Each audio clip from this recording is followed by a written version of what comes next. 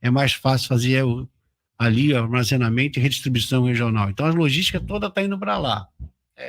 As grandes, as grandes empresas que vão reabastecer a Baixada.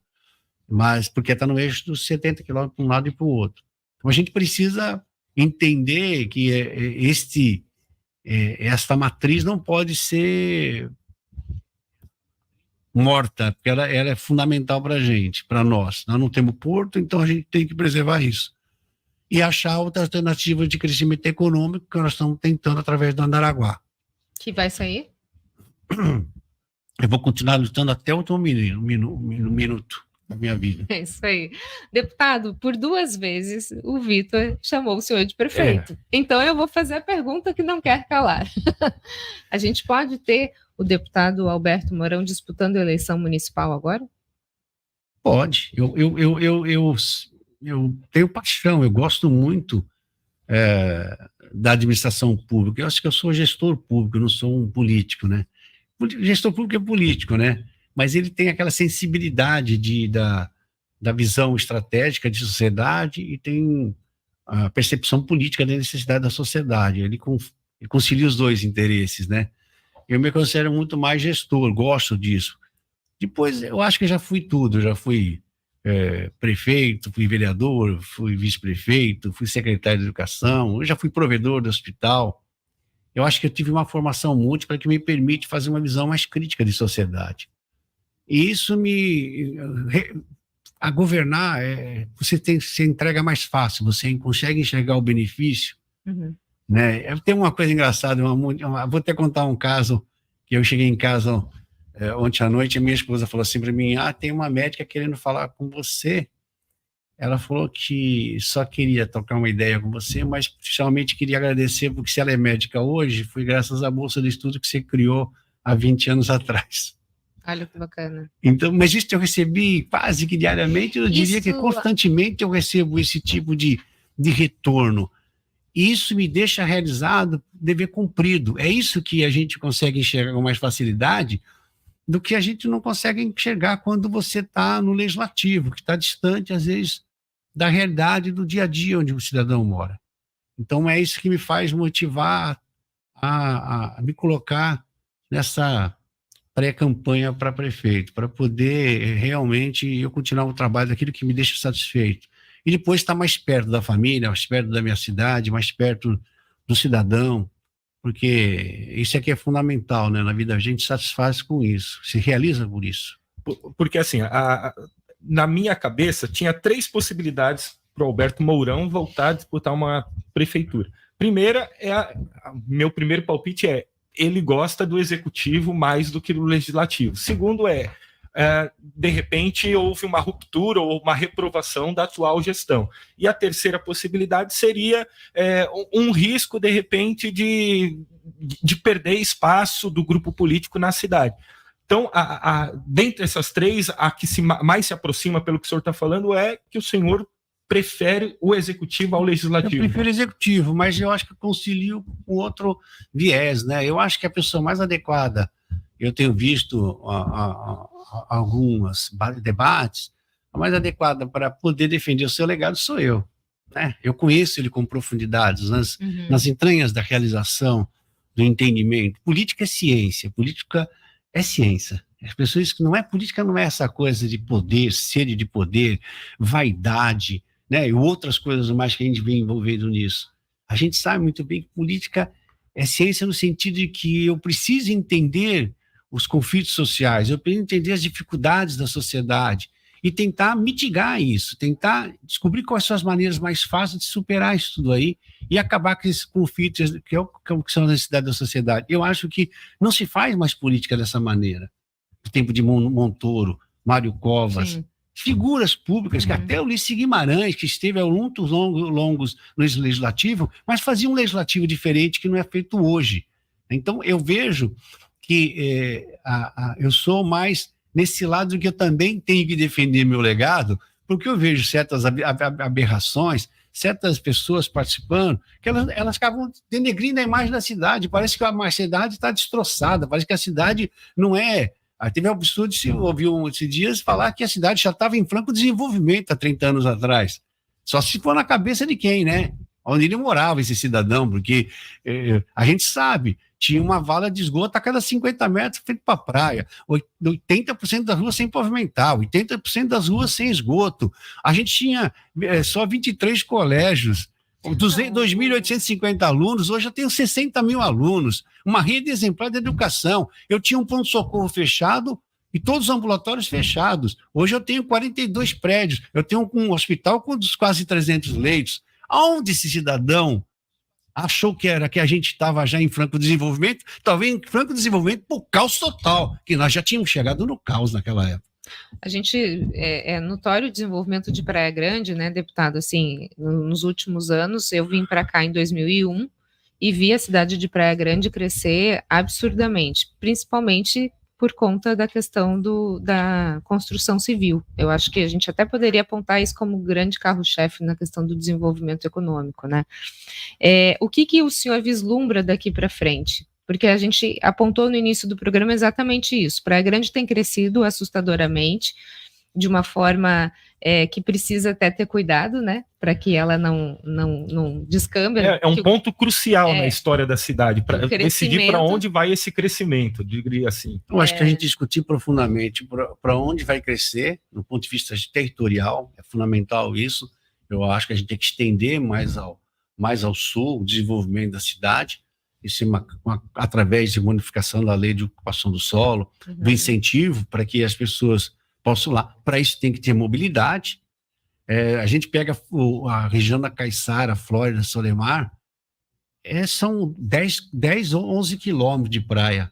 Se você for lá, é maravilhoso, lindo, lindo, lindo. É muito, muito gostoso lá.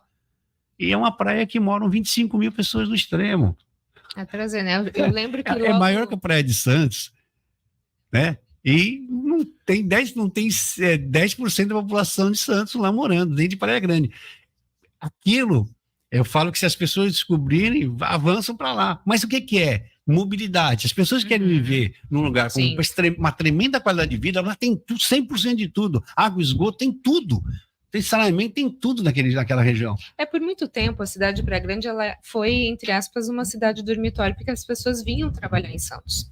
Né? Então, assim, ela tinha questão, eu acho que um gargalo importante que existia em Praia Grande era a questão da saúde e a questão da segurança, apesar da cidade, acho que foi a primeira a ter as câmeras de monitoramento, né? Foi a primeira no Brasil. Região. No Brasil? No Brasil. Pois é. 2001, ainda na rede analógica, agora é digital. Eu lembro quando foi inaugurado, que foi a primeira cidade inovadora. Aliás, a gente é uma cidade que sempre inovou. A gente, quando nos anos 90 criou a creche do idoso, que hoje o Estado depois veio a criar também, 12 anos, 15 anos atrás, acho que tem 12 anos atrás, mais ou menos, o Estado criou depois de 20 anos, que é o Centro-Dia. Para a gente, política e ciência, né? Nós identificamos nos anos 90, no primeiro governo, um problema seríssimo, que a gente tem uma política social, mas com responsabilidade. Uma delas é evitar o asilamento, seja de uma criança, seja de um adulto, de um idoso.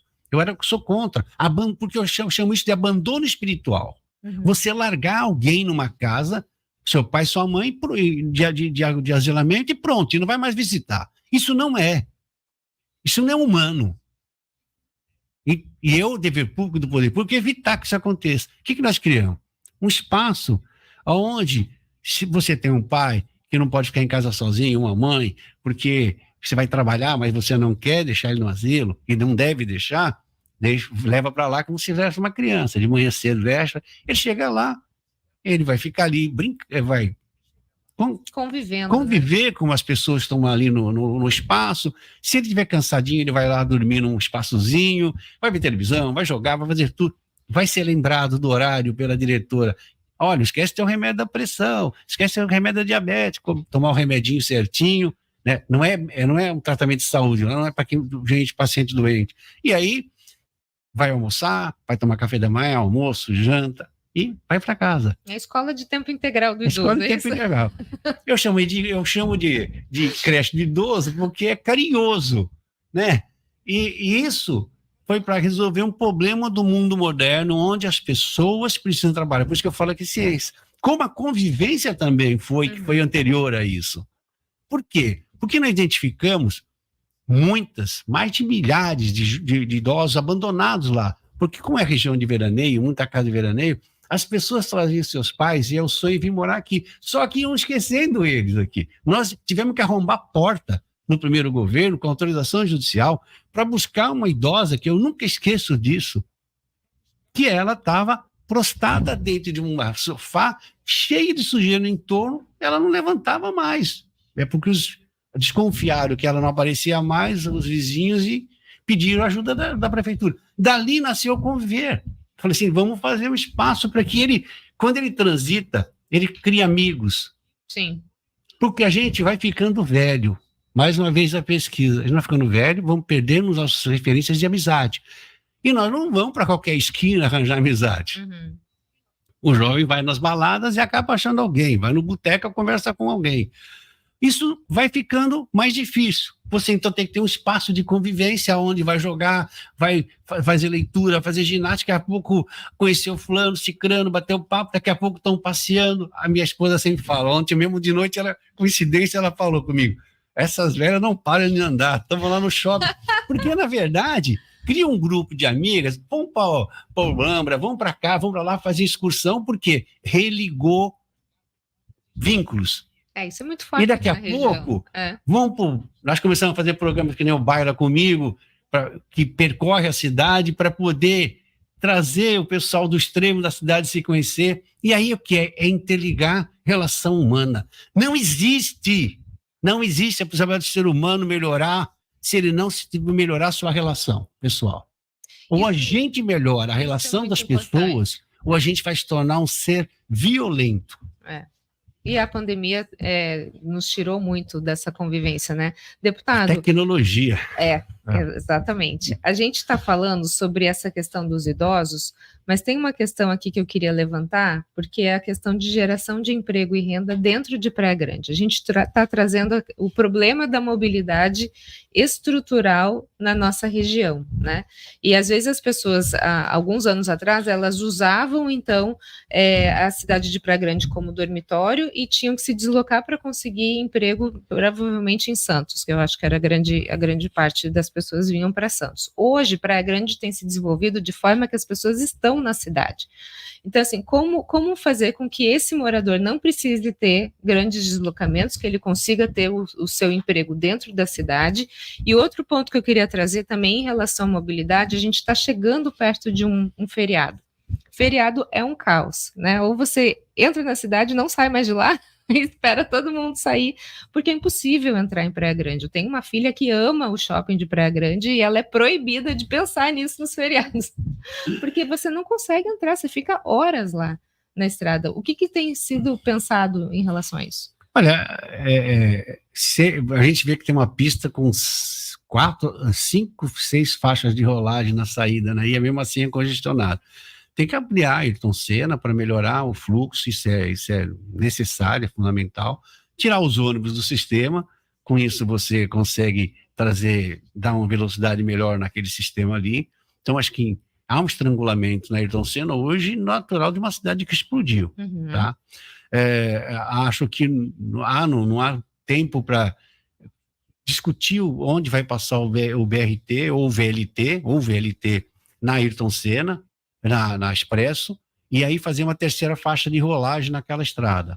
Então a gente tem que, hoje, talvez tenha que tampar os canais, fazer uma faixa de rolagem para o VLT e uma faixa de rolagem nova na ida e na vinda do sistema, para que a gente consiga melhorar. Talvez até que essa faixa seja reversível durante o fluxo da ida ou da chegada, né?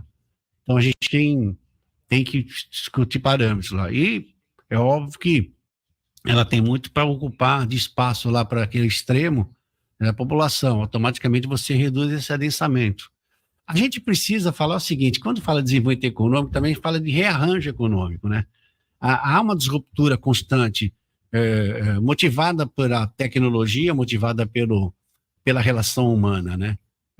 Eu sempre quero falar sobre isso, porque nós temos que ser gerentes da nossa vida, gerentes da nossa profissão, gerentes da nossa atividade econômica, do ponto de vista muito mais profundo, não é gerente do jeito que a gente fala, eu sou gerente, não. Gerente no sentido de ser um ser analítico de si e do meio onde nós estamos vivendo comercialmente e do mundo ao qual eu estou interligado no ponto de vista de atividade econômica. E essas coisas não são perceptíveis às vezes. Então, eu costumo citar, para ficar mais fácil, né, a questão das videolocadoras, que não tem 15 anos que existiam, e era um negócio que todo mundo queria ter, né? Nossa, de repente, em 15 anos depois, ela não existe nem está no museu, entendeu? Eu cito o mecanógrafo como há 25 anos atrás tinha um mecanógrafo. As pessoas estão nos ouvindo hoje, raramente se lembram e não sabem o que é isso. Mas hoje a profissão dele é o responsável pela manutenção de computadores. Então, se você não se atualizar profissionalmente, você fica fora do mercado e você vai para o museu, economicamente ou profissionalmente. Então, o que eu quero dizer é que eu não quero só cuidar de um planejamento estratégico de desenvolvimento econômico. E dentro dele tem que haver a atualização profissional de todos, seja do indivíduo do ponto de vista de empresa individual ou do indivíduo pessoa física, para que a gente possa melhorar o ambiente de negócio. Bom, vou colocar alguns ouvintes rapidinho, prefeito. Deputado, de novo, tá vendo? Ouvinte. Foram muitas entrevistas chamando de prefeito já. Eu vou colocar algumas perguntas de ouvintes aqui. O Sérgio Santana, vereador aqui de Santos, que sempre acompanha o Manhã na Fly. Bom dia. Hoje o Senado realiza audiência pública para falar sobre o PEC 03/22, área de marinha. O senhor tem conhecimento? Imagino que queira saber a opinião aí sobre essa questão de áreas de marinha também. Olha, esse PEC é do Senado. Eu tô lá há pouco tempo, mas eu acho que ele deve vir, se ele iniciou lá, se ele for votado no Senado, deve vir para cá de novo. Se for da Câmara e foi para o Senado e teve alteração, vai voltar para nós. De qualquer maneira, a informação que eu tenho que ele trata para a extinção das áreas de marinha, né? Passando para o setor privado. Eu não li o texto, eu vi a chamada no jornal ontem e eu não tenho uma opinião ainda firmada porque eu preciso ler o texto. Se for para acabar com a cobrança da taxa de laudêmio, vamos fazer isso. Agora, se for para que a gente possa dar para o setor privado algumas coisas que são públicas, eu tenho que primeiro pensar em cada caso.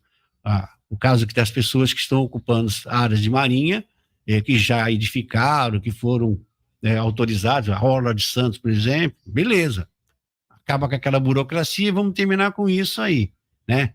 Agora, algumas áreas que são públicas, que ainda não foram ocupadas, a gente vai ter que discutir o uso destinado ao que destino isso. Por exemplo, se a gente tivesse áreas públicas na Baixada que possam ser usadas para atrair a desenvolvimento econômico no setor de hoteleiro, outras áreas de diversão, é melhor do que a gente transformar em habitação frente para o mar. Sim, sim. Então a gente precisa discutir isso, só isso. Eu acho que o projeto volta para as câmaras. Bom, a Janete perguntava sobre a geração de empregos e incentivo para mais empresas, isso acabou de comentar. Cícero Silva, bom dia, deputado Mourão. O que o senhor fala sobre os funcionários públicos municipais? Eu sou a favor de investir na categoria, já o município de Santos está terceirizando toda a classe. Olha, eu acho que tem serviços que são essenciais, são políticas de Estado e que necessariamente não podem ser privatizados, né? Quando eu vejo que você faz uma contratação para fazer o serviço de saúde da família, eu acho que eu não posso ser quantitativo, eu tenho que ter qualitativo ali, eu tenho que entender qual é o papel da saúde da família. O homem é um produto do meio onde ele vive, da origem da sua família, porque as doenças são hereditárias, e da relação humana que ele tem no seu bairro. Por isso que eu sou defensor da saúde da família, porque ali você consegue entender melhor a doença do cidadão que está procurando um médico e, com isso, fazer interferência profissional. A partir dessas informações, né? E aí eu acho que faltaria cumplicidade de uma empresa privada a cuidar disso, né? Como as políticas de vigilância sanitária, a procuradoria e outras áreas. Então, eu não sou, em hipótese alguma, contra o setor público, nem contra o setor privado de fazer algumas funções. Então a gente tem que medir com responsabilidade o que cada um pode fazer melhor e, é óbvio, melhorar a prestação de serviço. Eu acho que o cidadão, sabe o que a gente tem que conquistar?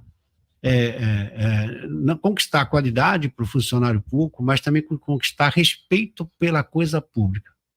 Isso eu ouvi de uma mulher num encontro de político, e eu estava muito à vontade, eu vi 180 candidatos a vereador, e uma das candidatas falou, e ela é funcionária, e ela falou essa frase, que ela falou muito que eu achei que ela estava certa, né? Que ela falou que ela era funcionária, mas ela queria conquistar o respeito da sociedade pelo serviço público. É isso que a gente tem que fazer. Melhorar a prestação de serviço público cada vez mais, porque aí ele se torna impossível de ser atacado pelo aquele que é o principal tomador final, que é o contribuinte. Olha que a gente fizer essa coisa... trabalho para isso acontecer, né? Tem que fazer... então, abrir a consciência, acho que vai ter que trabalhar muito de a gente entender que já é numa luta de classes, esse é um trabalho de prestação, serviço público, gente, é estar prestando serviço à sociedade, e não estar se servindo do serviço da sociedade. Essa mentalidade que precisa mudar no brasileiro. Precisa mudar. Porque, é impressionante isso. Você chega em serviços públicos, parece que ali eles detêm o poder e você estão te fazendo um favor, quando na verdade a ideia é que sirva a população. Eu acho que tem como reverter isso, acho que tem que abrir uma consciência, principalmente para esse pessoal novo que está chegando no serviço público, mostrar que ele precisa conquistar o respeito do cidadão, e aí ele consegue ser valorizado, o cidadão saber que ele está votando para ele o recurso que ele pagou de impostos. Eu acho que é fundamental ter essa percepção. Eu diria que vamos avançar nisso. Deputado, a gente está no finalzinho do programa, mas tem aqui uma pergunta que eu já fiz para o senhor alguns anos atrás. Vamos lá.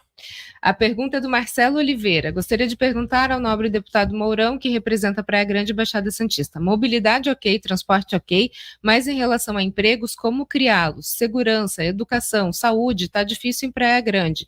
Lembra do menino que morreu na escola?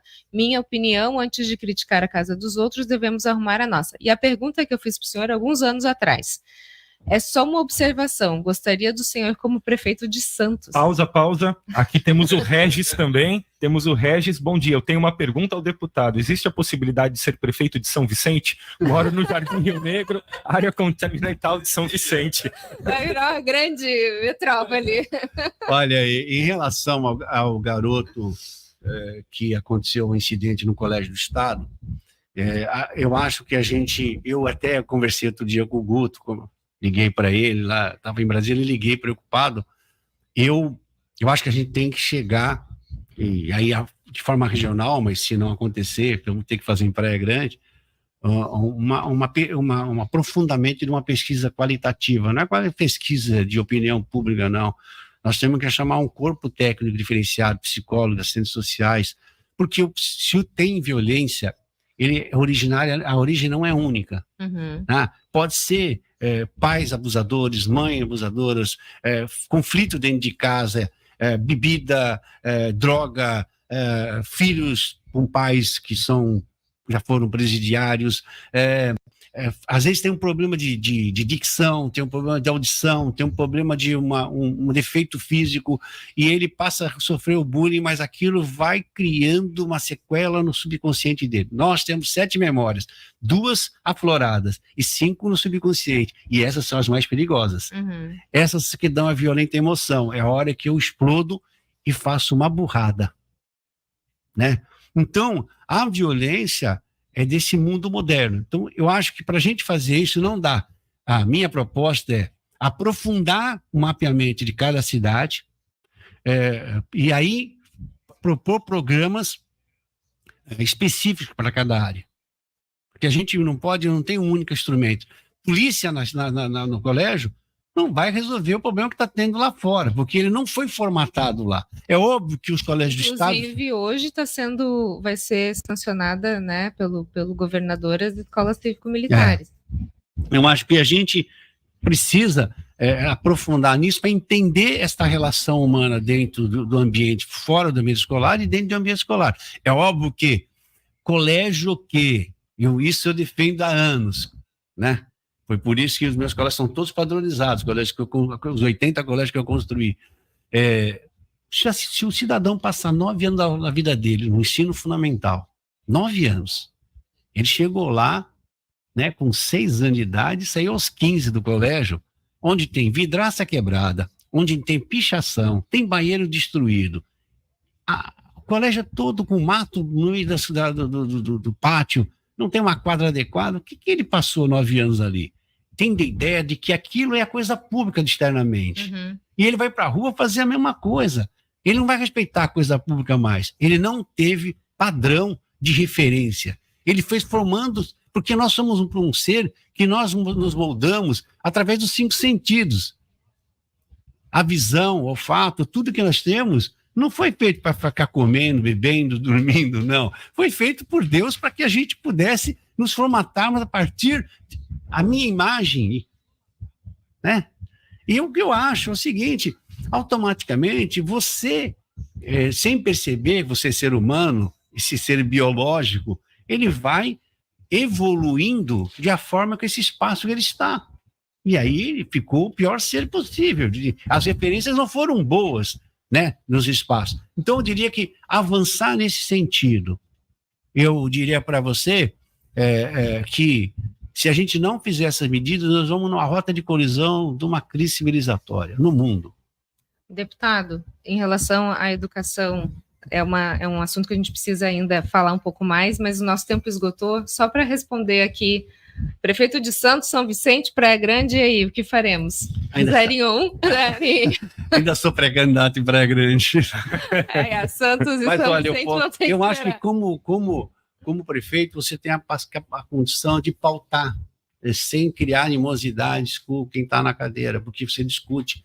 Eu defendo que nós, do Conselho Regional Metropolitano, que foi um erro, e eu me propus isso já lá atrás, que a gente tivesse ter uma reunião mensal só com os 9 prefeitos, para afinarmos as nossas divergências e levarmos uma pauta de consenso, porque como ele é composto de 50% do Estado e 50% dos municípios, nós acabamos sendo cooptados pelo Estado e, no fim, a gente não faz a devida pressão lógica e técnica em cima da cabeça dos conselheiros do Estado.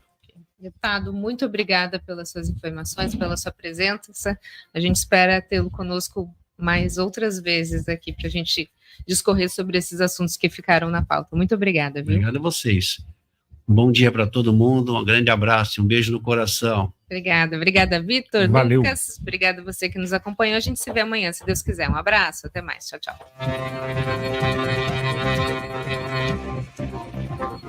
Manhã na Play, com Roberta Lemos. Oferecimento City Transporte Urbano, Guarujá e Bertioga.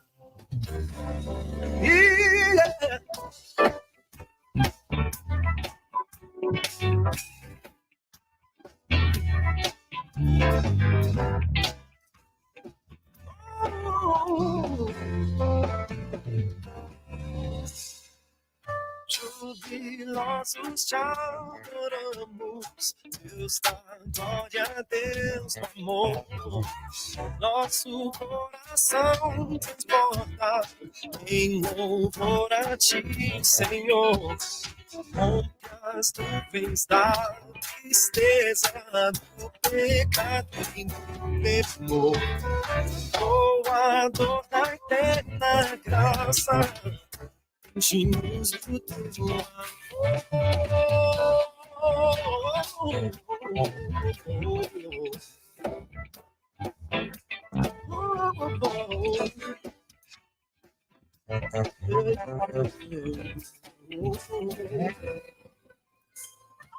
Tuas obras anunciam teu poder e resplendor. céus e terra cantam hinos em louvor pra ti, Senhor. Vales, montes e campinas, lindos pratos verde mar, aves, fontes cristalinas, todos querem te adorar.